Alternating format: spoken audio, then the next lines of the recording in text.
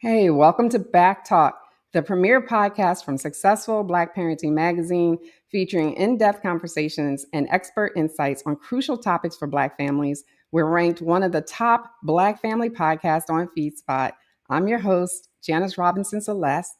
Now, right back to the show, because right now, in one of the most wealthiest countries in the world, we have children being denied lunch because their families can't afford to pay a cafeteria bill. Free meal programs and SNAP benefits are under threat. And for some kids, a bologna sandwich might be all they have. That's the reality faced by Leo, the young hero in Senator Reverend Raphael Warnock's new children's book. But when Leo shares what little he has, something miraculous begins to happen. In a world where scarcity is real, the story reminds us that generosity, especially from those with the least, can ripple outward and transform lives. And isn't that what faith, compassion, and community are really about? Stay tuned as we talk to Reverend Warnock about his new children's book.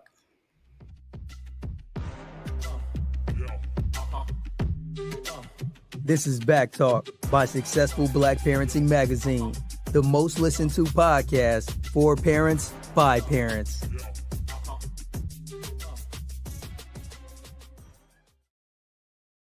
Hello, everyone. Thanks for tuning into Back Talk by Successful Black Parenting Magazine, your go-to podcast talk show for parents.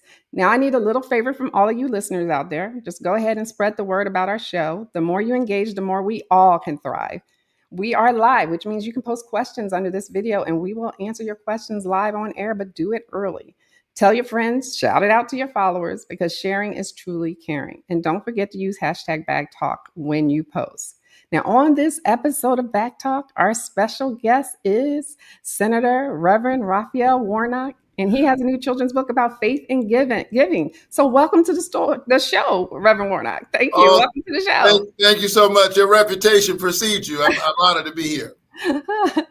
Now, to start us off, for anyone out there who possibly may not know the full story, can you briefly introduce yourself and share what drives your work as both a senator and a pastor? Thank you so much. Again, great to be here. I'm the junior United States Senator representing the great state of Georgia. I also continue to serve. This is my 20th year as the senior pastor of the Ebenezer Baptist Church. Yes. Spiritual home of Martin Luther King Jr. We like to call it America's Freedom Church. Right. And about 5 years ago, I found myself in the middle of a Senate race that I had no idea would literally flip the Senate and give me a chance to get into what my late parishioner John Lewis called some good trouble in some good ways. And this book is one more tool in my toolbox as part of my life's project. Well, I'm based in Austell, so I'm your neighbor and constituent. So, but all right, that's right. So our signature Back Talk icebreaker, we have to give you one of those. So Sure. What's one lesson your parents taught you that still guides you today?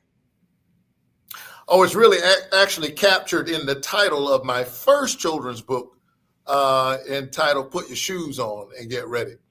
I'm the 11th of 12 children in my family. My dad had a fierce work ethic. I had an older father. He was a pastor and entrepreneur, and he woke us up every morning. He woke me up 7 days a week. Doesn't matter whether it was school year or during the summer. He always said, get up, get dressed, put your shoes on, get ready. That sense of readiness, of being prepared. One day I asked him, well, get ready for what? Because he was waking me up. He said, I don't know, just be ready. And I'm grateful for that lesson. I've spent my life trying to be ready to show up in the places where it matters. That's right. If you're already ready, you don't have to get ready. You're ready for anything. I love that. Absolutely. Let's talk about your children's book. I'm going to put it up on the screen. Here we go. It's We're in This Together, Leo's Lunchbox. What inspired you to take the biblical story of feeding of the 5,000 and reimagine it for children today? Well, I preach every Sunday, and the feeding of the 5,000 is bedrock to the Christian gospel. Of all the miracle stories, by the way, this is the only story that's in all four of the gospels. And so what that tells you is that when the early church thought about the meaning of the faith and what it means to be faithful, there was something that resonated about the story. And the story resonates whether you're a Christian or not. And so the story is not that story. It's inspired by that story. It pays tribute to the meaning of the gospel, and that is building the beloved community that centers love and justice, the sense that God cares about all of us, and the way God shows up is through us. And it's a lesson that Leo and his classmates learn in a magical kind of way in the story. Now, the story touches on food insecurity and hope. Why was it important to you to center the narrative around a child whose family doesn't have a lot? And what message do you hope that sends to both children and parents? Well, food insecurity is a real problem in our country. 1 in 5 children in America is food insecure, and they don't know where their next meal is coming from. And that's in the wealthiest nation on the planet. What we know is that when children go to school hungry, learning is difficult. Absolutely. And Leo bears that burden. It's one more day, and he's got just the same bologna sandwich, what his mom's able to provide. But, poverty is a kind of violence and trauma for children. And we are seeing a real assault on poor people right now in real time. I'm in the United States Senate where,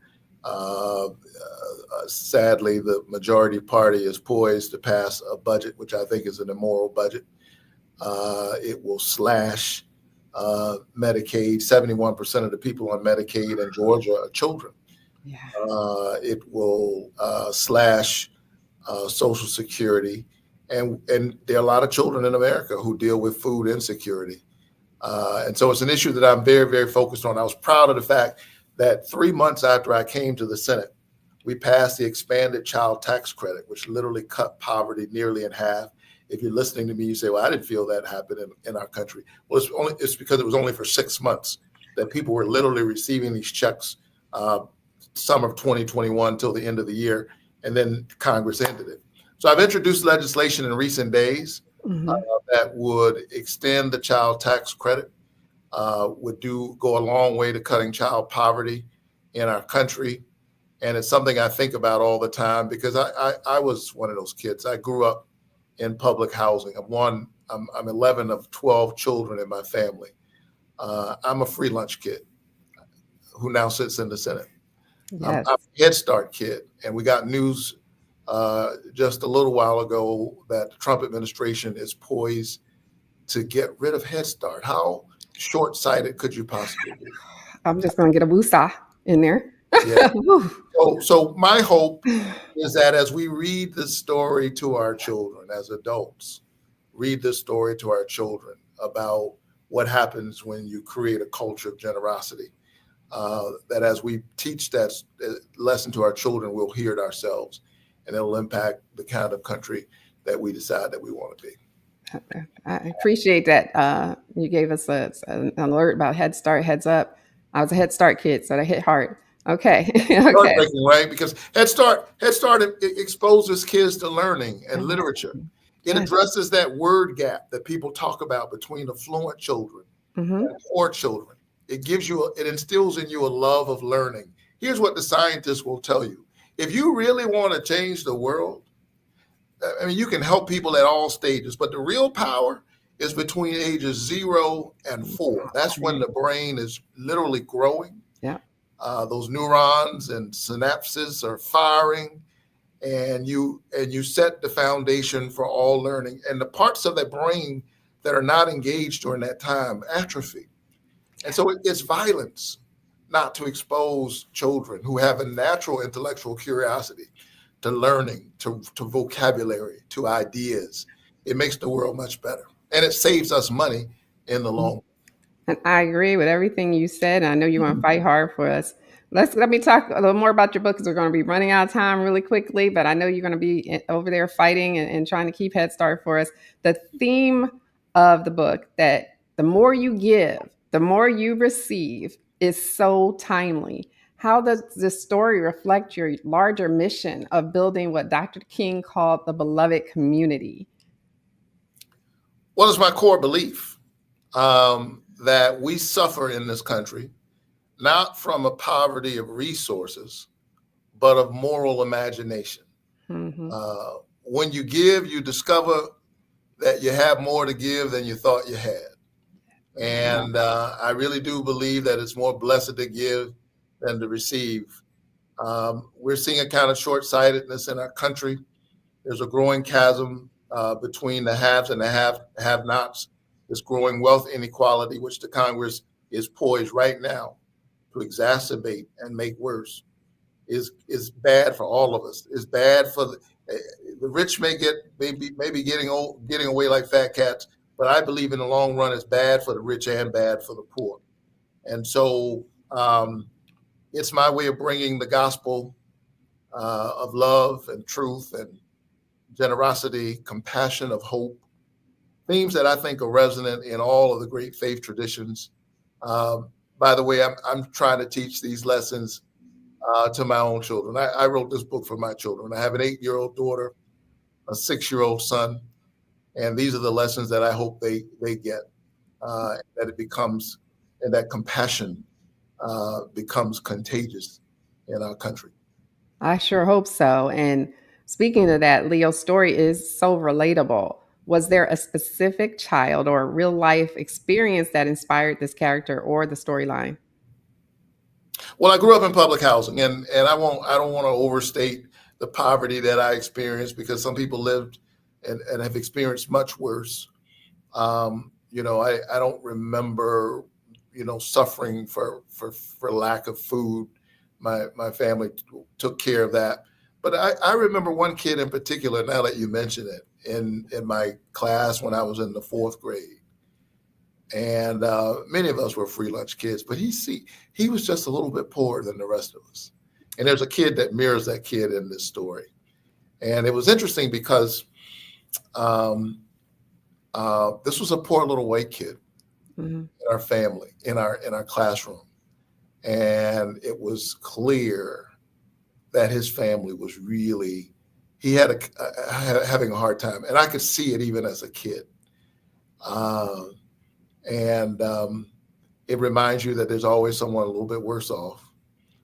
And it's the responsibility of all of us to try to lift even as we climb. His name was Michael. I wonder what happened to that kid. I don't know where he is, but I'm fighting for him in this book and in the work that I try to do in the Senate. Michael, if you watch this, chime in. We're going to connect you back together with Reverend Warnock. And, it's interesting you say that, because in our neighborhood, we didn't realize, once in a while we would have a white kid in our classroom or in our school, and they would be the only ones there. And then as an adult, we realized they must have really had it hard if they had to come and live in our neighborhood and be the only ones there, because it was a challenging neighborhood. So right. Interesting you say that, and the compassion that you have for that as well.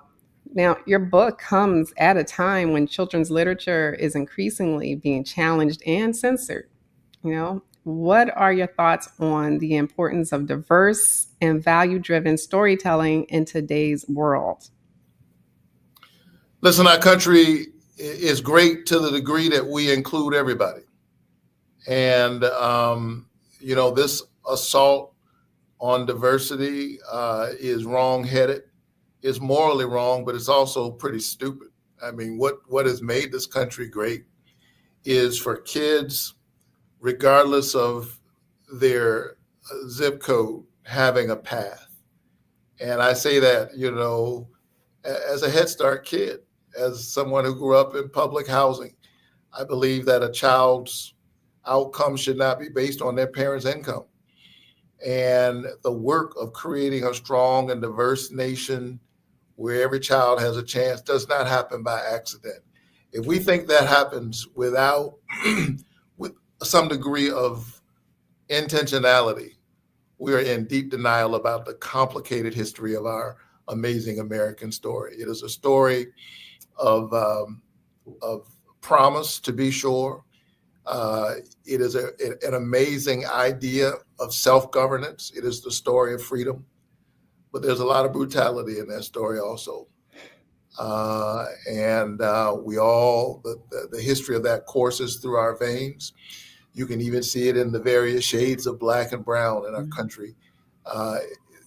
That violence, it cannot be denied.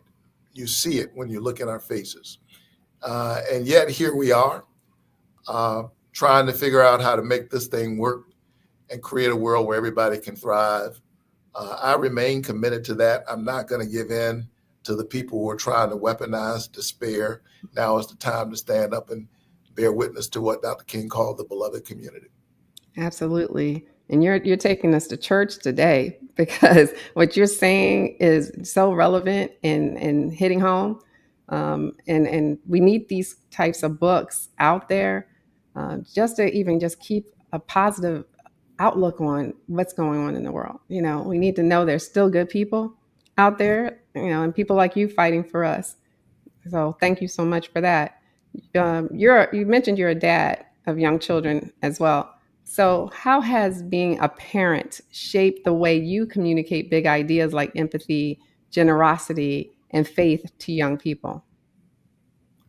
Well, first of all, I thought I knew what love looked like, but I'll tell you, being a dad is the greatest thing. I love both of my jobs. I love being Georgia's United States Senator. I love serving the people of Ebenezer Church. I've been there 20 years, but none of those jobs compare to job one, and that's Chloe and Caleb's dad. They've taught me so much. Their sense of wonder. Having children is like seeing the world anew, because they're seeing everything. They're like, Daddy, come look. And, it's a daffodil. And watching them blow it and see those things go in the air, it's like walking through childhood again. My son is now riding without his training wheels. And seeing him struggle and wobble and yet keep going, wobbling and almost falling, and yet he keeps going. That is a stronger message than any sermon I could preach on a Sunday morning. And so they inspire me. They teach me important lessons. And I'll admit it. Yeah, I'm like most girl dads. She's got me, and she knows it. Well, my dad was a girl dad too. We had dad wrapped around my little finger, so I understand. It's so pathetic. Well, you think so, but you know what? You're setting a standard for, so when she gets older, that she knows what she needs to look for in a man. Right. So there you go. That's important. You've written a memoir, right? A spiritual book, and now this second children's book. Yeah. So how is it writing for children different for you? And what do you enjoy most about it? Well, I think writing children's books is a great exercise for those of us who lead in public spaces, who serve in office. Sometimes politicians in Washington are talking, and there seems to be a great gap between what they're talking about and where people actually live. So children keep us honest. They make us keep it plain. That lesson of trying to say things in plain English so that people can actually see themselves in the story, and we can have a conversation about the direction we're actually going in, is a good lesson. Kids constantly asking you, but why? A question that some of us have forgotten how to ask. It pushes us, makes us go deeper. And I think it makes us better. That's right. And kids keep asking questions, keep asking, but why? When you become an adult, don't stop asking why. We pass by homeless. we pass by homeless people. Yeah. Children ask why. Why is that man on the street? And then I've got to explain that to my daughter. And the more I explain it, the more absurd I recognize that it is. And then I'm forced to ask myself, well, why don't you do something about that? What are you going to do about it? The wisdom of children, right? Now, the book has a subtle message about second chances that I love. From the secondhand lunchbox to the job opportunity that Leo moms receive. I related to that so much. Why was that detail important for you to include? Oh, it's the gospel I preach every Sunday. People say God is a God of second chances. No, that's not true, because we'd all be in trouble by now.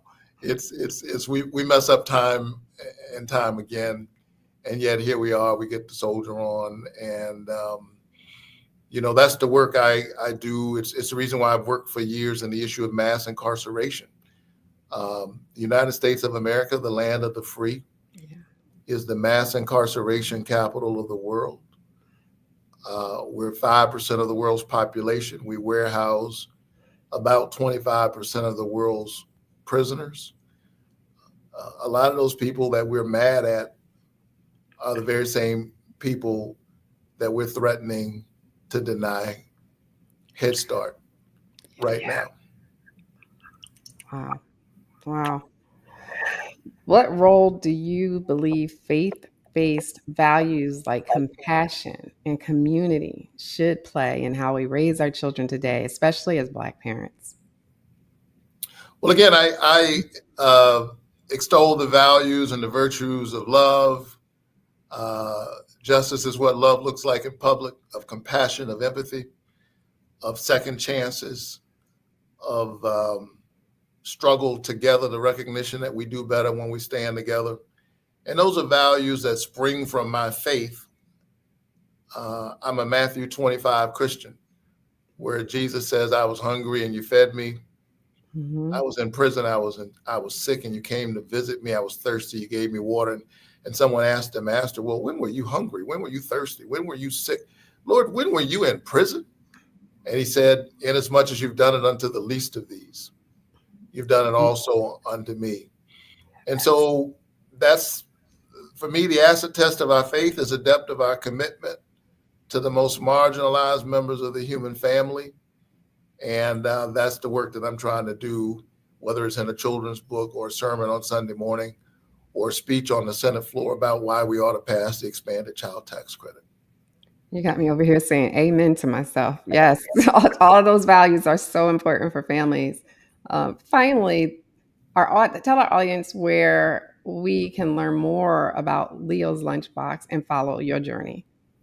Oh, you can follow my Instagram page, or you can follow, what else am I on? X, Twitter, whatever they're calling it these days. Just type in my name. You shouldn't have any trouble finding me. Facebook, I'm in all the places. Well, we're following you too. Blue Sky. So. Yeah. Blue Sky. Okay, yeah, Blue Sky is a good one. That's for sure. I hope all of these lessons somehow reach the other side of the aisle in Congress as you go and you fight for us. So I want to thank you, Reverend Warnock, for joining us today. It's been a pleasure and a privilege. Pleasure's mine. Thank you. All right. And a big shout out to all of you tuning in and engaging with us here at Back Talk by Successful Black Parenting Magazine, the syndicated podcast that's a must for Black parents everywhere.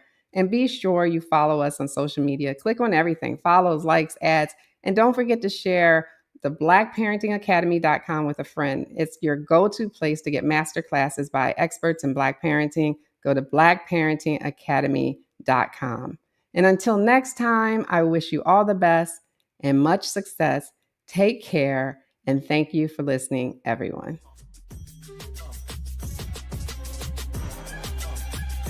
Thanks for tuning in to Back Talk by Successful Black Parenting Magazine. We'll see you soon.